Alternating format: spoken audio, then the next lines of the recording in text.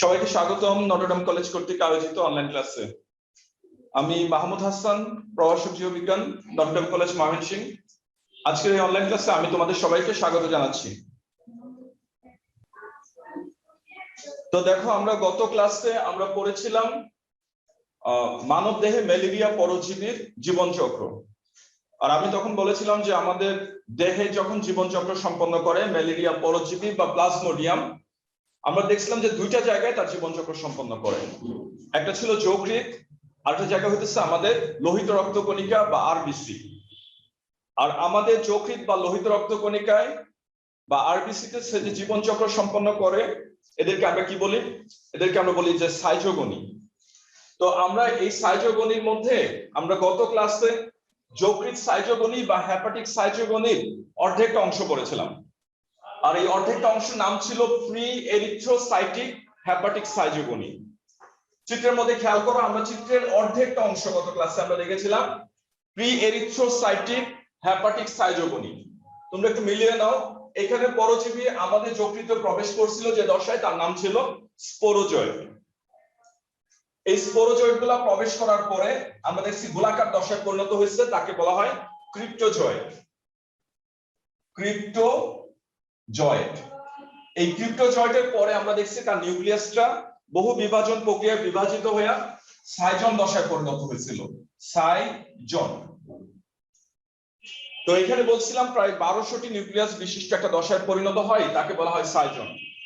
পরে আবার বলছিলাম যে সাইজনের নিউক্লিয়াসের চারপাশে সাইটোপ্লাজম এবং প্লাজমা মেমব্রেন, এই দুইটা উপাদান জমা হয়ে তৈরি হয়েছিল ক্রিপ্টোমেরোজয়েড।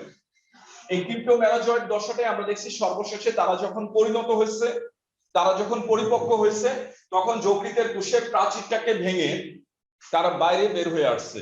আর যখন বের হয়ে আসছে তখন সংখ্যায় আরো বেড়ে গেছে তারা। তখন আমরা দেখছি এক একটা যকৃত কোষ থেকে 8000 থেকে 20000 স্পোরোজয়েড, অর্থাৎ স্পোরোজয়েডের রূপান্তর, যাকে আমরা বলছি ক্রিপ্টোমেরোজয়েড, এরা বের হয়ে আসছে। তাহলে এই ছিল প্রি এরিথ্রোসাইটিক হেপাটিক সাইজোগনি। আর এটা সম্পূর্ণ হতে সময় লাগছিল কতদিন? এটা সম্পূর্ণ হতে সময় লাগছিল 4 দিনের মতো। তাহলে এই ছিল আমার গত দিনের পড়া। তাহলে আমরা দেখব প্রি এরিথ্রোসাইটিক হেপাটিক সাইজোগনি শেষ করার পরে পরজীবী প্রবেশ করবে নতুন যকৃত কোষে। আর নতুন যকৃত কোষে প্রবেশের সাথে সাথে শুরু হবে যকৃত সাইজোগনির দ্বিতীয় ধাপ, যাকে আমরা বলি এক্সো এরিথ্রোসাইটিক হেপাটিক সাইজোগনি। এখানে কি হয়? আমরা আগে দেখছিলাম যে শেষের দশা ছিল ক্রিপ্টোমেরোজয়েড, এরা এসে নতুন যকৃত কোষকে আক্রমণ করছে। তাহলে এখানে প্রবেশকারী দশার নাম কি? এখানে প্রবেশকারী দশার নাম হচ্ছে ক্রিপ্টোমেরোজয়েড। ক্রিপ্টোমেরোজয়েড। আর কি বলছে, এই ক্রিপ্টোমেরোজয়েড গুলো যখন পরিণত হবে তখন তারা কি হবে? তখন তারা এই নতুন যকৃত কোষের ভিতরে তারা সংখ্যায় অনেক বেশি বৃদ্ধি পাবে। আর বৃদ্ধি পাওয়ার পরে পরবর্তীতে তার দ্বিতীয় দশায় পরিণত হবে। এই দ্বিতীয় দশার নাম কি? এই দশার নাম হইতেছে সাইজন। এই সাইজন দশা কিন্তু আমরা আগের ধাপেও পাইছি। সাইজন কেমন দশা? হ্যাঁ, আমরা আগের ধাপে কেমন পাইছিলাম যে এটা হচ্ছে বহু নিউক্লিয়াস বিশিষ্ট দশা। বহু নিউক্লিয়াস বিশিষ্ট দশা। তাহলে তুমি যখন লিখবা তখন বলবা যে ওই আগে যে দশাটা ছিল ক্রিপ্টোমেরোজয়েড, এই নিউক্লিয়াসটা পুনরায় বহু বিভাজন প্রক্রিয়ায় বিভাজিত হয়ে বহু নিউক্লিয়াস বিশিষ্ট সাইজন দশায় পরিণত হয়। এখানে আমরা দেখব প্রায় 1200টি নিউক্লিয়াস বিশিষ্ট দশায় পরিণত হবে প্রাথমিক পর্যায়ে, অর্থাৎ নিউক্লিয়াসটা দ্রুত বিভাজিত হবে। তো এই ছিল সাইজন দশা। পরবর্তীতে আমরা দেখব, দেখো পরের চিত্রে খেয়াল করো, আবার নিউক্লিয়াসের চারপাশে সাইটোপ্লাজম জমা হয়েছে। আমরা উপরে দেখাই নিউক্লিয়াসের চারপাশে আবার কি জমা হয়েছে? সাইটোপ্লাজম জমা হয়েছে। এবং এখানে দেখো বাইরের দিকে একটা প্রাচীর তৈরি হয়েছে, প্লাজমা মেমব্রেন। তাহলে এই নিউক্লিয়াসের চারপাশে সাইটোপ্লাজম জমা হয়ে বাইরের দিকে একটা প্লাজমা মেমব্রেন হয়ে আবার সে গোলাকার দশায় পরিণত হয়েছে। এটার নাম হচ্ছে মেটাক্রিপ্টোমেরোজয়েড। তারপর আমরা সাইজন দশার পরে বলবো যে দশার নাম হচ্ছে মেটাক্রিপ্টোমেরোজয়েড। আমরা ঠিক একই ভাবে আগে যেভাবে লিখছিলাম যে ক্রিপ্টোমেরোজয়েড, আমরা এটাকেও ঠিক একই ভাবে লিখবো যে নিউক্লিয়াসের চারপাশে দুইটা জিনিস জমা হবে, একটা হচ্ছে সাইটোপ্লাজম, অবশ্যই উল্লেখ করবা, আরেকটা হইতেছে প্লাজমা মেমব্রেন। প্লাজমা মেমব্রেন, এই দুটো উপাদান জমা হয়ে তৈরি হবে মেটাক্রিপ্টোমেরোজয়েড। একটা জিনিস খেয়াল করো, এখানে দেখো আমরা যে নামগুলা পাইছি, ক্রিপ্টোমেরোজয়েড, এটা কেমন দশা ছিল? একটা গোলাকার দশা। আমরা পাইছি কি ক্রিপ্টোমেরোজয়েড, এটাও কেমন? একটা গোলাকার এক নিউক্লিয়াস বিশিষ্ট দশা। আমরা শেষে পাইলাম কি মেটাক্রিপ্টোমেরোজয়েড, এটাও কেমন? এটাও গোলাকার এক নিউক্লিয়াস বিশিষ্ট দশা। তাহলে গোলাকার এক নিউক্লিয়াস বিশিষ্ট দশাকে আমরা কি বলি? মেরোজয়েড। আমরা জাস্ট শেষে নামটাই বলতেছি মেরোজয়েড। এখানে মনে রাখবো এই মেরোজয়েড গুলা বিভিন্ন স্থানে অবস্থানের দরুন এরকম বিভিন্ন নামকরণ করা হয়েছে। ওই যে তোমরা কেমিস্ট্রিতে পড়ছো না, অর্থ, মেটা, প্যারা, পজিশন, কেমিস্ট্রি জৈব যৌগের মধ্যে নিশ্চয়ই পড়ছো। ওইখানে আমরা দেখছি কি হয়েছে, এরকম বিভিন্ন নামকরণ করা হয়েছে। একটা যৌগরই এরকম বিভিন্ন অবস্থানের দরুন বিভিন্ন নামকরণ করা হয়েছে। এরকম আমরা দেখছি বিভিন্ন নামকরণের মাধ্যমে বিভিন্ন আকৃতির বা রূপ দশা পরিবর্তনের মাধ্যমে পরজীবীটা এক দশা থেকে আরেক দশায় পরিণত হয়েছে। তাহলে এইভাবে এক্সোএরিথ্রোসাইটিক সাইটোগনির মধ্যেও তোমরা এইভাবে তিনটা পয়েন্ট দিবা। শুরু হয়েছিল কি দশা দিয়া? ক্রিপ্টোমেরোজয়েড, তারপরে কি দশা? সাইজন, শেষে মেটাক্রিপ্টোমেরোজয়েড। এই মেটাক্রিপ্টোমেরোজয়েড গুলো আমরা সর্বশেষে দেখতেছি তারা কি করছে? যকৃতের প্রাচীরটাকে ভাঙছে এবং পরজীবীর যে নিজের যে প্রাচীর ছিল এই প্রাচীরটাকেও সে ভেঙে ফেলছে। তাহলে তুমি এখানে বলবা যে সে দুইটা আবরণী ভাঙছে। প্রথম কোনটা ভাঙছে? যে তার নিজের আবরণী, পরজীবীর নিজের চারপাশে যে গোলাকার আবরণীটা ছিল এই আবরণীটাকে ভেঙে ফেলছে। এবং শেষে দেখছি সে যকৃৎ কোষ, এটাকে আমরা কি বলি? হেপাটোসাইট। এই হেপাটোসাইটের প্রাচীর ভেঙে পরজীবীগুলা বাইরে বের হয়ে আসছে। পরজীবীগুলা ক্ষুদ্র গোলাকার দশা বাইরে বের হয়ে আসছে এবং এই বাইরে বের হওয়ার মাধ্যমে সে টোটাল যকৃৎ সাইটোগনি বা হেপাটিক সাইটোগনি এটাকে সে শেষ করে। তো এখানে আমরা দেখব দুই ধরনের শেষে কোষ পাওয়া যাবে। কয় ধরনের কোষ পাওয়া যাবে? দুই ধরনের কোষ। এই কোষগুলোর নাম তোমরা অবশ্যই উল্লেখ করবা। এই দুই ধরনের কোষকে আমরা বলতেছি মেটাক্রিপ্টোমেরোজয়েড। এখানে দেখো একটা আকৃতিতে একটু বড় আঁকছি, এটাকে আমরা বলছি মেটাক্রিপ্টোমেরোজয়েড। আর যেটা আকারে ছোট আঁকছি একটু, এবং তার নিউক্লিয়াসটা কিন্তু বড় থাকে, আকারে যেটা ছোট থাকে তার নিউক্লিয়াস বড় থাকে, এটাকে আমরা বলবো মাইক্রো মেটাক্রিপ্টোমেরোজয়েড। এই ধরনের দুই ধরনের সে মেটাক্রিপ্টোমেরোজয়েড তৈরি করে। আকারে বড় এটাকে আমরা বলতেছি ম্যাক্রো মেটাক্রিপ্টোমেরোজয়েড, আর আকারে ছোট থাকে যেটা তাকে আমরা বলি মাইক্রো মেটাক্রিপ্টোমেরোজয়েড। এই দুই ধরনের শেষে মেটাক্রিপ্টোমেরোজয়েড তারা তৈরি করে। তো যেটা আকারে বড় ছিল ম্যাক্রো মেটাক্রিপ্টোমেরোজয়েড, সে নতুন যকৃৎ কোষকে আবার আক্রমণ করবে। কি বলছি? সে নতুন যকৃৎ কোষকে আক্রমণ করবে এবং আক্রমণ করার সাথে সাথে সে আরেকটা চক্র শুরু করে দিবে যাকে বলা হয় পোস্ট এরিথ্রোসাইটিক হেপাটিক সাইটোগনি। এটা কিন্তু আমাদের বইয়ে অন্তর্ভুক্ত নাই, এই অংশটুকু আমাদের বই থেকে বাদ দেওয়া হয়েছে। আমরা এটা উপরে হায়ার ক্লাসে পড়ছিলাম, যেটা নাম হইতেছে পোস্ট এরিথ্রোসাইটিক হেপাটিক সাইটোগনি। কিন্তু আমাদের সিলেবাসে জাস্ট এই দুটোই আছে, প্রি এরিথ্রোসাইটিক সাইটোগনি, এক্সো এরিথ্রোসাইটিক সাইটোগনি। তাহলে আমরা দেখছি পরবর্তীতে সে আবার নতুন যকৃৎ কোষকে আক্রমণ করে, আর এটাকে বলা হয় পোস্ট এরিথ্রোসাইটিক সাইটোগনি। আর যে যাকে বলছিলাম আকারে ছোট, যাকে বলছিলাম মাইক্রো মেটাক্রিপ্টোমেরোজয়েড, সে কি করে? সে আইসা পরবর্তীতে আমরা দেখব যে আমাদের যে লোহিত রক্তকণিকা, এই লোহিত রক্তকণিকার কোষে এসে আক্রমণ করবে, অর্থাৎ পরবর্তী চক্র সে শুরু করবে। তাহলে পরবর্তী চক্র শুরু করতেছে আকারে ছোট মাইক্রো মেটাক্রিপ্টোমেরোজয়েড। তাহলে এই ছিল আমার মোটামুটি হেপাটিক সাইটোগনি নিয়ে আলোচনা। তাহলে হেপাটিক সাইটোগনিতে শুরু হয়ে গেছে যে দশাটা, তাকে আমরা বলতেছি স্পোরোজয়েড। এটা একদম প্রথম থেকে শুরু হয়েছে। আমাদের ম্যালেরিয়া পরজীবী যখন আমাদের দেহে প্রবেশ করে, আমাদের দেহে প্রবেশকারী দশার নাম হইতেছে স্পোরোজয়েড। এটা হচ্ছে একটা মাকু আকৃতির দশা, এটা একদম সর্বপ্রথম দশা। এই স্পোরোজয়েডটা পরবর্তীতে খাদ্য গ্রহণ করে ক্ষুদ্র ও গোলাকার রূপ ধারণ করে, এটাকে আমরা বলি ক্রিপ্টোজয়েড। তাহলে দ্বিতীয় দশা ছিল ক্রিপ্টোজয়েড। তারপরে খেয়াল করে দেখো তার ভিতরে নিউক্লিয়াস ছিল একটা, আর এই নিউক্লিয়াসটা পরবর্তীতে বহু বিভাজন প্রক্রিয়ায় বিভাজিত হয়ে বহু নিউক্লিয়াস বিশিষ্ট সাইজন দশায় পরিণত হয়। এটা ছিল তৃতীয় দশা, সাইজন দশা। তারপরে কি বলছিলাম যে প্রত্যেকটা নিউক্লিয়াসের চারপাশে সাইটোপ্লাজম জমা হয়ে পরজীবীটা আবার ক্ষুদ্র গোলাকার দশায় পরিণত হয়, এটা নাম হচ্ছে ক্রিপ্টোমেরোজয়েড দশা। তাহলে এটা ছিল ফার্স্ট স্টেজের যকৃৎ কোষের পরজীবীর আক্রমণ। আর এটাকে বলা হইতেছে প্রি এরিথ্রোসাইটিক হেপাটিক সাইজোগনি। আর এই চক্র সম্পন্ন করতে সময় লাগে, এইটুকু সম্পন্ন করতে সময় লাগে তার 4 দিনের মতো সময় লাগে। এবং শেষে দেখা যায় এই ক্রিপ্টোমেরোজয়েড দশায় পরবর্তীতে পরজীবীরা আবার নতুন যকৃৎ কোষকে আক্রমণ করে আগের কোষটা থেকে বের হয়ে আসে।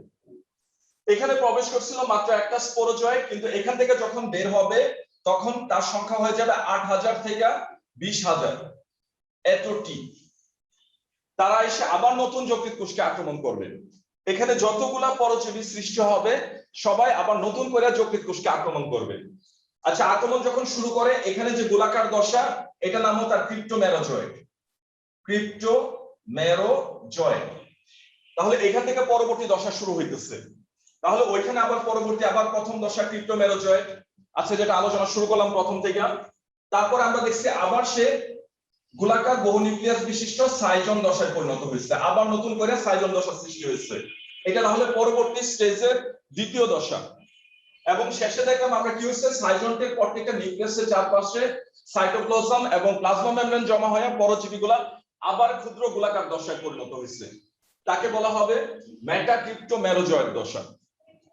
এরা পরবর্তীতে যকৃতের প্রাচীর ভেঙে পরজীবীর প্রাচীর ভেঙে বাইরে বের হয়ে আসে। এভাবে সে যকৃৎ সাইজোগনি সম্পন্ন করে। আর টোটাল প্রক্রিয়া শেষ হইতে, এই টোটাল দুইটা ধাপে শেষ হইতে সময় লাগে 7 থেকে 10 দিনের মতো সময় লাগে। তাহলে এই ছিল আমাদের যকৃতের ম্যালেরিয়া পরজীবীর সামগ্রিক জীবনচক্র। এই হেপাটিক সাইজোগনি শেষ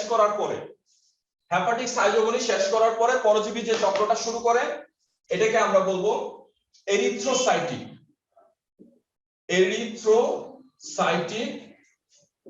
সাইজোগনি। আগেরটা তৈরি করছিল কোথায়? আগের চক্রটা হয়েছিল কোথায়? যকৃৎ কোষ।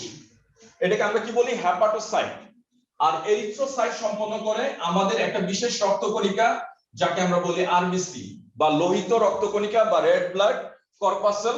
এখানে সে এরিথ্রোসাইটিক সাইজোগনি সম্পন্ন করে। এই চিত্রে খেয়াল করো, নিচের দিকে ছিল, এই পাশে ছিল যকৃৎ।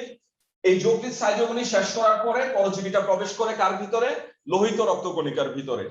সে এখানে তার দ্বিতীয় চক্র অর্থাৎ এরিথ্রোসাইটিক সাইজোগনি এখানে সে শুরু করে। তাহলে চলো এবার আমরা এরিথ্রোসাইটিক সাইজোগনি দেখব। এই এরিথ্রোসাইটিক সাইজোগনিটা আরো বেশি ইম্পর্টেন্ট। হেপাটিক সাইজোগনি পরীক্ষাতে যতবার আসছে, বোর্ড পরীক্ষাতে সৃজনশীল হওয়ার পরে বা সৃজনশীল হওয়ার আগে, তার চেয়ে অনেক বেশি বার আসছে এই এরিথ্রোসাইটিক সাইজোগনি। দেখো, সৃজনশীলে বিভিন্ন টাইপের প্রশ্ন হইতে পারে, যে এইভাবে আসে যে কোন দশায় পরজীবী বা ম্যালেরিয়া পরজীবী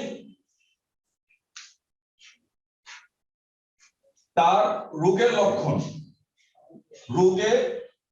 লক্ষণ বা বৈশিষ্ট্য প্রকাশ করে, সেই চক্র বর্ণনা করো।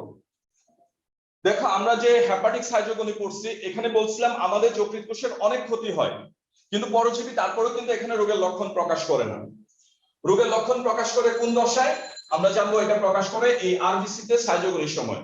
কারণ এখানে বিষাক্ত পদার্থ পাইরোজেন সৃষ্টি হয়, রক্তের পরিবেশ নষ্ট করে, অ্যান্টিবডির সাথে সংঘর্ষে লিপ্ত হয়। তো এইভাবে দেখা যায় পরবর্তীতে একটা স্টেজ পরে আমাদের কাঁপুনি দিয়ে জ্বর আসে। তাহলে রোগের লক্ষণ প্রকাশ পায় এই আরবিসি তে সাইজোগনির সময়। আবার এখানে এইভাবে প্রশ্ন আসে যে আমাদের একটা বিশেষ রক্তকণিকা,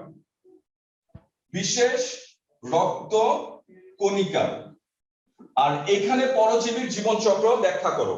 এই রক্তকণিকায় পরজীবীর জীবন চক্র ব্যাখ্যা করো। এভাবেও দেখা যায় উদ্দীপক থাকতে পারে। তাহলে তোমার যদি বিশেষ রক্তকণিকা বুঝো, তাহলে বুঝবা কি আসছে এরিথ্রোসাইটিক সাইজোগনি। কখন রোগের লক্ষণ প্রকাশ পায়, বৈশিষ্ট্য প্রকাশ পায়, সেই দশাটা বর্ণনা করো, তখনও বুঝবা কি আসছে এই আরবিসি তে সাইজোগনি আসছে। তাহলে এইভাবে দেখা যায় অনেকভাবে উদ্দীপক দিয়ে সাধারণত প্রশ্ন করা হয়। তাহলে চলো এবার আমরা দেখবো আরবিসি তে ম্যালেরিয়া পরজীবীর জীবনচক্র বা এরিথ্রোসাইটিক সাইজোগনি। এখানে আমি আগের মতো বিভিন্ন ধাপগুলা দেখাবো কিভাবে কোন ধাপের পরে কোন ধাপ শুরু করে। আমরা প্রথম শুরু করতেছি একটা এরিথ্রোসাইটের কোষ দিয়ে, মানে একটা লোহিত রক্তকণিকার কোষ, এটাকে আমরা বলতেছি আরবিসি বা রেড ব্লাড কর্পাসেল। আর তোমরা জানো আমাদের তিন ধরনের রক্তকণিকা আছে, শ্বেত রক্তকণিকা, লোহিত রক্তকণিকা আর একটা হলো অনুচক্রিকা। পরজীবী কিন্তু এই লোহিত রক্তকণিকায় সে তার জীবন চক্র সম্পন্ন করে। আর এই চক্রটা কে আবিষ্কার করছেন তোমাদের নিশ্চয় মনে আছে, আমি প্রথম যখন বলছিলাম যে ম্যালেরিয়া পরজীবীর যে ইতিহাস বলছিলাম যে সে কে আবিষ্কার করছেন, রোগের নামকরণ কে করছেন, ওইখানে বলছিলাম যে একজন ফরাসি বিজ্ঞানী ছিল যার নাম হচ্ছে চার্লস লেভেরন। 1880 সালে উনি আমাদের এই আরবিসিতে ম্যালেরিয়া পরজীবীর জীবনচক্র আবিষ্কার করছেন। তাহলে যদি আমরা বলতে চাই যে এই লোহিত রক্তকণিকায় ম্যালেরিয়া পরজীবী জীবন চক্রের যে কৃতিত্ব আবিষ্কার কে করছেন, আমরা কাকে বলতে পারি, সেই বিজ্ঞানী চার্লস লেভেরনের নাম বলতে পারি।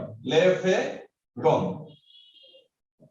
কত সালে? 1880 সালে এই আরবিসিতে ম্যালেরিয়া পরজীবী জীবন চক্র উনি আবিষ্কার করছেন। দেখো এখানে আরো দুটা কথা একটু মনে রাখবা যে এই আরবিসিতে আক্রমণের পূর্বে মানে লোহিত রক্তকণিকায় আক্রমণের পূর্বে পরজীবী যে সময়কালটা সে অতিবাহিত করে, অর্থাৎ আমাদের শরীরে প্রবেশ করছে কিন্তু আরবিসিতে প্রবেশের আগের যে সময়টা, এই সময়টাকে বলা হয় প্রি প্যাটেন্ট কাল। এটা অনেক সময় জ্ঞানমূলক থাকতে পারে যে প্রি প্যাটেন্ট কাল কাকে বলে। তাহলে তুমি বলবা যে পরজীবীর আমাদের শরীরে আক্রমণ এবং লোহিত রক্তকণিকায় আক্রমণ মাঝখানে যে সময়কালটা তাকে বলা হয় প্রি প্যাটেন্ট কাল। এটা সময়কাল কত? এটা সময়কাল হচ্ছে 7 থেকে 8 দিনের মতো। আবার আরেকটা পয়েন্ট তুমি মনে রাখবা, অনেক সময় এমন হয় পরজীবী আমাদের শরীরে প্রবেশ করছে কিন্তু দীর্ঘ একটা সময় সে রোগের লক্ষণ প্রকাশ করে না, মানে সে আমাদের শরীরে সুপ্ত অবস্থায় থাকে। বছরের পর বছর ম্যালেরিয়া পরজীবী সুপ্ত অবস্থায় থাকতে পারে আমাদের যকৃৎ কোষের ভিতরে বা যকৃৎ কোষের মাঝখানে কি থাকে, তোমরা পড়ছো যকৃতের গঠনের সময় যেখানে একটা জায়গায় বলছিলাম সাইনোসয়েড, ওই সাইনোসয়েডের ভিতরে সে বছরের পর বছর সুপ্ত থাকতে পারে। তাহলে পরজীবীর ওই দশাটাকে বলা হয় হিপনোজয়। এই দুইটা তথ্য একটু মনে রাখবা। প্রি প্যাটেন্ট কাল এটা হচ্ছে আক্রমণের পূর্বের অবস্থা বা আমাদের রোগের লক্ষণ প্রকাশের পূর্ব অবস্থা, এবং কোনো কারণে যদি এমন হয় পরজীবী বছরের পর বছর সুপ্ত থাকতে চায় তাহলে সে যকৃতের ভিতরে সে সুপ্ত অবস্থায় থাকে। আর পরজীবীর ওই দশাটাকে বলা হয় হিপনোজয়ের দশা। বিজ্ঞানীরা এমনও খুঁজে পাইছেন পরজীবী আমাদের শরীরে প্রবেশ করছে কিন্তু তার 20 বছর পর রোগের লক্ষণ প্রকাশ পাইছে। এই 20 বছর পর্যন্ত সে পরজীবীটা আমাদের শরীরের ভিতরে সুপ্ত অবস্থায় ছিল। আর এই পরজীবীর এই দশাটাকে বলা হয় হিপনোজয়ের দশা। তাহলে আমরা এইভাবে শুরু করলাম আমাদের আরবিসিতে সাইটোগনিক প্রথমে তথ্যগুলো পারলে একটু দেয়া নিবা। আমরা চলো দেখি আরবিসিতে সে কিভাবে তার জীবন চক্র সম্পন্ন করে। আগে বলছিলাম পরজীবী যে দশাটা আরবিসিতে প্রবেশ করে তার নাম হইতেছে ম্যারোজয়েড। তাহলে মনে রাখবা তার আক্রমণকারী দশা তার নাম কি? ম্যারোজয়েড। আমাদের যকৃতে যে দশায় সে আক্রমণ করছিল তার নাম ছিল স্পোরোজয়েড। আর আমাদের আরবিসিতে যে দশাটায় সে আক্রমণ করছে তার নাম হইতেছে ম্যারোজয়েড। তাহলে তুমি একদম প্রথম শুরু করবা কি দশার নাম দিয়া? যে ম্যারোজয়েড দশা। এটা হচ্ছে কেমন দশা? এটা হচ্ছে আক্রমণকারী দশা যার মধ্যে আমরা নিউক্লিয়াস দেখতেছি একটা ক্ষুদ্র এক নিউক্লিয়াস বিশিষ্ট একটা দশা। এই দশায় এসে সে আমাদের আরবিসিতে আক্রমণ করে। আরবিসির মধ্যে কিন্তু নিজস্ব কোনো নিউক্লিয়াস নাই, তোমরা নিশ্চয়ই জানো।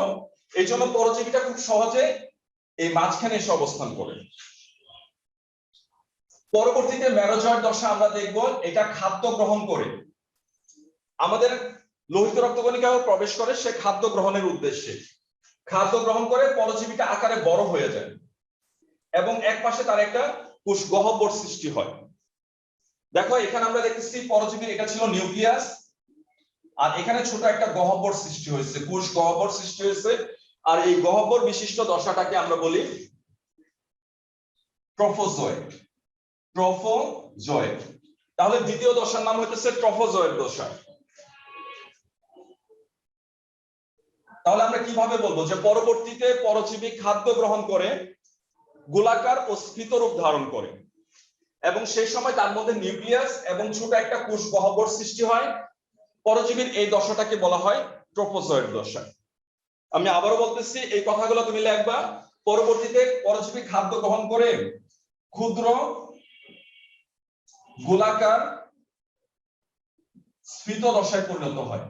স্ফীত দশায় পরিণত হয় অর্থাৎ মেরোজয়েড থেকে সে আকারে বড় হয়, এবং তখন তার মধ্যে কি থাকে, একটি নিউক্লিয়াস থাকে এবং একটি ছোট কোষ গহ্বর থাকে। কোষ গহ্বর থাকে, তাকে বলা হয় ট্রোফোজয়েড দশা। তারপরে চিত্রে খেয়াল করো, পরবর্তীতে আমরা দেখবো পরজীবীটা আরো বড় হবে। ফলে দেখো আরবিসিটা আরেকটু বড় হয়ে গেছে, এবং দেখবো যে এখানে মাঝখানে যে কোষ গহ্বরটা ছিল এটাও বড় হয়ে গেছে, এবং এক পাশে তার নিউক্লিয়াসটা চলে আসে। পরের চিত্রের মধ্যে আমরা দেখতেছি কোষ গহ্বরটা আরো বড় হয়ে গেছে, এবং এই বড় হওয়ার কারণে নিউক্লিয়াসটা তার এক প্রান্তের দিকে চলে আসছে। ফলে একটু খেয়াল করে দেখো চিত্রটাকে কিসের মতো দেখা যাইতেছে, মনে হইতেছে একটা আংটির মতো, একটা পাথর বসানো আংটির মতো। আমরা নিউক্লিয়াসটাকে যদি একটা পাথরের সাথে কল্পনা করি, পরজীবীটিকে দেখা যাইতেছে একটা পাথর বসানো আংটির মতো। আর এই দশাটাকে বলা হয় সিগনেট রিং দশা। সিগনেট রিং দশা। তাহলে পরবর্তীতে আমরা দেখলাম ট্রোফোজয়েডের পরবর্তী দশার নাম হইতেছে সিগনেট রিং দশা। আমরা এখানে কি বলবো, যে পরজীবী পরবর্তীতে খাদ্য গ্রহণ করে তার নিউক্লিয়াসটা এক প্রান্তের দিকে চলে যাওয়াতে এবং কোষ গহ্বর আকারে বড় হয়ে যাওয়াতে পরজীবীটা অনেকটা পাথর বসানো আংটির মতো দেখা যায়, তখন তাকে বলা হয় সিগনেট রিং। এই দশাটার নাম হইতেছে সিগনেট রিং দশা। চলো আমরা আরো সামনের দিকে আগাই। তারপরে কি দেখবো, তারপরে দেখবো পরজীবীটা কেমন হবে, একটা এমিবার মতো ক্ষণপথযুক্ত একটা দশায় পরিণত হয়। এক দশার পরে আরেক দশার এইভাবে চেঞ্জ হইতেছে, সে এমিবার মতো এক নিউক্লিয়াস বিশিষ্ট একটা দশায় পরিণত হয়। খেয়াল করো এখানে কেমন ছিল, একটা গোলাকার একটা দশায় পরিণত হয়েছিল, কিন্তু এখানে দেখতেছি পরজীবীর কোনো নির্দিষ্ট আকার নাই, অনেক অনেক ক্ষণপথ সৃষ্টি হওয়ার কারণে একটা অনিয়ত রূপ ধারণ করছে। আর পরজীবীর এরকম অনিয়ত দশার নাম হইতেছে এমিবয়েড। এমিবয়েড ট্রোফোজয়েড দশা। তো এই এমিবয়েড ট্রোফোজয়েড দশায় পরিণত হইতে 8 ঘন্টার মতো সময় লাগে। মানে লোহিত রক্তকণিকায় প্রবেশ করার পরে 8 ঘন্টা পরে সে এরকম এমিবার মতো একটা দশায় পরিণত হয়, তখন তাকে আমরা বলি এমিবয়েড ট্রোফোজয়েড। এখানে খুব ভালো করে মনে রাখবা, এই দশাতে পরজীবীর মধ্যে ক্ষুদ্র কিছু দানা দেখা যাবে। এই দানাগুলোকে বলা হয় সাফনার্স দানা। সাফনার্স দানা, এটা তোমার এমসিকিউ থাকতে পারে যে কোন দশায় এই সাফনার্স দানা বা সাফনার্স কণাগুলা দেখা যায়। কোন দশায় বলছি, এমিবয়েড ট্রোফোজয়েড, এবং এই দশায় উপনীত হইতে তার সময় লাগে প্রায় 8 ঘন্টার মতো। একটা জিনিস খেয়াল করো, আমরা যেমন এই যে করোনা ভাইরাসে যখন আমরা টেস্ট করতে যাই, তখন গলার থেকে বা নাকের থেকে ড্রপলেট নেওয়া হয়। এটার মধ্যে পরবর্তীতে পরীক্ষা করে দেখা হয় যে এখানে করোনা ভাইরাসের জীবাণু অর্থাৎ এই ভাইরাসটা আছে কিনা। তো ম্যালেরিয়া রোগ হইলে হাতের থেকে বা যে কোনো অঙ্গ থেকে রক্ত নেওয়া হয়, স্লাইডের মধ্যে রক্ত নেওয়া হয়। তো আমরা দেখলাম ছোট সময় যে আঙ্গুলের মধ্যে খুঁচা দিয়া রক্ত নেওয়া হইতো। তো ওই রক্তের মধ্যে যে আরবিসি থাকে, লোহিত রক্তকণিকা থাকে, এই লোহিত রক্তকণিকার মধ্যে এই সাফনার্স দানাগুলো আসছে কিনা এগুলো মাইক্রোস্কোপের মাধ্যমে দেখা যায়। এই কণার উপস্থিতি দেখা কিন্তু ম্যালেরিয়া রোগটা শনাক্ত করা হয়। অর্থাৎ ম্যালেরিয়া রোগের শনাক্তকরণের এই মূল উপাদান হইতেছে এই দানাগুলা, যে দানাগুলাকে আমরা কি বলতেছি, সাফনার্স দানা। এই দানাগুলা সৃষ্টি হতে সময় লাগে প্রায় কতক্ষণ, 8 ঘন্টার মতো। তাহলে এইটা ছিল পরবর্তী দশা, এমিবয়েড ট্রোফোজয়েড। তারপরে দেখি কি হয়, পরবর্তীতে পরজীবীটা আবার কি হয়ে যাবে। এমিবয়েড ট্রোফোজয়েডের মধ্যে বলছিলাম যে এটার মধ্যে কোনো আকৃতি থাকে না, একটা অনিয়ত এমিবার মতো রূপ দশায় পরিণত হয়। কিন্তু আমরা এখানে দেখবো আবার পরজীবীটা কেমন হয়ে গেছে, গোলাকার হয়ে গেছে, এবং তার ভিতরে দেখো আবার কি হয়েছে, অনেকগুলা নিউক্লিয়াস আমরা দেখতেছি। তাহলে আমরা দেখতেছি এই বহু নিউক্লিয়াস বিশিষ্ট দশা, এই দশাকে বলা হয় আবার সেই সাইজন দশা। আমরা যৌক্তিক সাইজোগণিতে 2 বার পড়ছিলাম এই সাইজন দশা। তাহলে অ্যামিবয়েড ট্রফোজয়েটের পরবর্তী দশার নাম কি? সাইজন্ড দশা। সাইজন্ড দশা কেমন? এটা ক্ষুদ্র গোলাকার একটা দশা যার মধ্যে নিউক্লিয়াস থাকে কতগুলা? এখানে নিউক্লিয়াস থাকে 12 থেকে 24টা। আগের কোষে যেমন আমরা অনেক অনেক নিউক্লিয়াস দেখছিলাম বা যে 1200 নিউক্লিয়াস থাকে, এখানে কিন্তু এত নিউক্লিয়াস থাকে না, এখানে থাকে 12 থেকে 24টা নিউক্লিয়াস বিশিষ্ট এই সাইজন্ড দশায় পরিণত হয়। এটা ছিল তার পরবর্তী দশা, অ্যামিবয়েড ট্রফোজয়েটের পরবর্তীতে এই সাইজন্ড দশা। এখানে খুব ভালো করে খেয়াল রাখবা, এখানে একটা বিশেষ মাঝখানে এক ধরনের বিশেষ বিষাক্ত পদার্থ সৃষ্টি হয়। এই বিষাক্ত পদার্থকে বলা হয় হিমোজয়েন। এই বিষাক্ত পদার্থটার নাম কি? হিমোজয়েন। তো এইভাবে এমসিকিউ প্রশ্ন আসে যে কোন দশায় হিমোজয়েন সৃষ্টি হয়? তাহলে কোন দশা বলছি? এটা হচ্ছে সাইজন্ড দশা। এই সাইজন্ড দশায় বিষাক্ত হিমোজয়েন সৃষ্টি হয়। তো এক সময় ধারণা করা হইতো এই হিমোজয়েনের কারণে কাঁপুনি দিয়া জ্বর আসে। পরবর্তীতে বিজ্ঞানীরা দেখছেন আসলে হিমোজয়েন না, এই কারণটা হচ্ছে পাইরোজেন। আরেকটা পদার্থ, এটা শ্বেত রক্তকণিকা থেকে সৃষ্টি হয়, ওইটার নাম হচ্ছে পাইরোজেন। যাই হোক, আমরা দেখছি এই হিমোজয়েন পদার্থটা সৃষ্টি হয় এই সাইজন্ড দশায় আসা। তখন পরজীবী হিমোগ্লোবিন থেকে একটা বিশেষ প্রোটিন যার নাম হচ্ছে হিমোটিন, এই হিমোটিন গ্রহণ করে, ফলে এই হিমোজয়েন দশায় পরিণত হয়। তারপরে কি হয়? তারপরে আমরা দেখবো পরজীবীটা কি হয়ে যাবে। পরজীবী যে নিউক্লিয়াসটা আছে, এই নিউক্লিয়াসটা আরো পরিধির দিকে চলে যাবে। নিউক্লিয়াস গুলা আরো পরিধির দিকে চলে যাওয়াতে দেখো পরজীবীটা অনেকটা ফুলের পাপড়ির মতো দেখা যাইতেছে। এই দ্বিস্তরী ফুলের পাপড়ির মতো এই দশাটাকে আমরা বলবো রোজেট দশা। রোজেট দশা। আর এই দশায় উপনীত হইতে সময় লাগে এই শুরু থেকে 45 ঘন্টা। এই দশায় উপনীত হইতে সময় লাগে কতক্ষণ বলছি? 45 ঘন্টা সময় লাগে। এখানে পরজীবীর বাইরের দিকে আমরা দেখছি একটা দ্বিস্তরী আবরণ সৃষ্টি হয় এবং নিউক্লিয়াসটা আরো পরিধির দিকে চলে যায়। এইখানে কিন্তু সেই বিষাক্ত বর্জ্য উপাদান যাকে আমরা কি বলছিলাম যে হিমোজয়েন, এই হিমোজয়েনের অস্তিত্ব কিন্তু এখানেও দেখা যায়। তাহলে পরবর্তী দশার নাম হইতেছে কি বলছি? রোজেট। রোজেট দশা। তাহলে আমরা অনেকগুলো দশা দেখলাম ম্যালেরিয়া পরজীবীর জীবন চক্রে। সর্বশেষে কি হবে? সর্বশেষে আমরা দেখবো প্রত্যেকটা ভাগ আলাদা আলাদা হয়ে যাবে। এই রোজেটের যে পরজীবী গুলা ছিল তার ভিতরে যে নিউক্লিয়াস গুলা ছিল, এই নিউক্লিয়াস সহ সবগুলা ভাগ আলাদা আলাদা হয়ে পরজীবী আবার কেমন হবে? পরজীবী আবার ক্ষুদ্র গোলাকার দশায় পরিণত হয়। এই প্রত্যেকটা পার্ট থেকে এক একটা করে পরজীবী সৃষ্টি হবে। আর পরজীবী গুলা কেমন হবে? ক্ষুদ্র গোলাকার দশায় পরিণত হবে। আর এই গোলাকার দশাগুলোকে আমরা আবার কি বলবো? সেই ম্যারোজয়েড, যে দশা আক্রমণ করছিল, এই ম্যারোজয়েড দশায় পরিণত হয়। এই ম্যারোজয়েড গুলা সর্বশেষে আরবিসি প্রাচীর ভাঙবে, পরজীবীর প্রাচীর ভাঙবে এবং এই ম্যারোজয়েড গুলা এই আরবিসি থেকে বের হয়ে আসবে। এইভাবে সে টোটাল আরবিসিতে তার জীবন চক্র সম্পন্ন করে। আর এই প্রথম থেকে শেষ পর্যন্ত এই আরবিসির কোষ ভাঙা পর্যন্ত, এই পর্যন্ত সময় লাগে 48 থেকে 72 ঘন্টা, অর্থাৎ 2 থেকে 3 দিন। এই পরবর্তীতে যখন সে পরজীবীগুলা বের হয়ে আসবে, আসার পরে রক্তের মধ্যে এসে রক্তের পরিবেশ নষ্ট করবে, শ্বেত রক্তকণিকার সাথে একটা সংঘর্ষে লিপ্ত হবে এবং তখন এই শ্বেত রক্তকণিকার থেকে পাইরোজেন ক্ষরণ হবে, যার কারণে পরবর্তীতে দেখা যায় কাঁপুনি দিয়া জ্বর আসে। তাহলে এই ছিল মোটামুটি আরবিসিতে জীবন চক্র। আমরা শেষে একটু কথা বলে শেষ করব এই চক্রটা। এখানে 2 ধরনের ম্যারোজয়েড দেখা যায়। এই ম্যারোজয়েড গুলা কয় ধরনের থাকে? এখানে সে আগের মতো আমরা 2 ধরনের ম্যারোজয়েড দেখব। একটা হচ্ছে আকারে ছোট কিন্তু তার নিউক্লিয়াস বড়, আরেকটা হচ্ছে আকারে বড় কিন্তু তার নিউক্লিয়াসটা ছোট। তো তখন এই ম্যারোজয়েড গুলাকে আমরা কি বলবো? এদেরকে আমরা বলবো গ্যামেটোসাইট। এই ম্যারোজয়েড গুলাকে আমরা কি বলবো? গ্যামেটোসাইট। দেখো ম্যারোজয়েড গুলা কিন্তু কি করে? আবার নতুন আরবিসিতে আক্রমণ করে। কিন্তু এই কিছু কোষ যারা গ্যামেটোসাইটে রূপান্তর হয়েছে, তারা এসে আবার নতুন আরবিসিতে আক্রমণ করে না।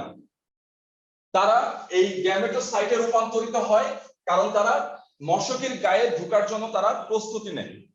এই গ্যামেটোসাইট গুলা কার গায়ে প্রবেশ করে? এই মশকির গায়ে। দেখো এইগুলাই পরবর্তীতে আমরা দেখবো কিসের গায়ে প্রবেশ করতেছে? মশকের গায়ে। যে চিত্রে খেয়াল করো, দুই ধরনের গ্যামেটোসাইট আমি উপরের দিকে দেখাইতেছি। এরা কি করে? এরা মশার গায়ে প্রবেশ করে। অর্থাৎ একটা মশা যদি পরবর্তীতে এই মানুষটাকে ধ্বংসন করে, যার গায়ে আরবিসি তে জীবনচক্র সম্পন্ন হয়েছে, এমন একটা মানুষকে যদি এই পরবর্তীতে অ্যানোফিলিস মশকে যদি ধ্বংসন করে, তখন কি হয়? এই গ্যামেটোসাইট গুলা এই মশকের গায়ে গিয়ে প্রবেশ করে এবং সেখানে তার পরবর্তীতে এই মশকের দেহে ম্যালেরিয়ার জীবনচক্র ওইখানে শুরু করে।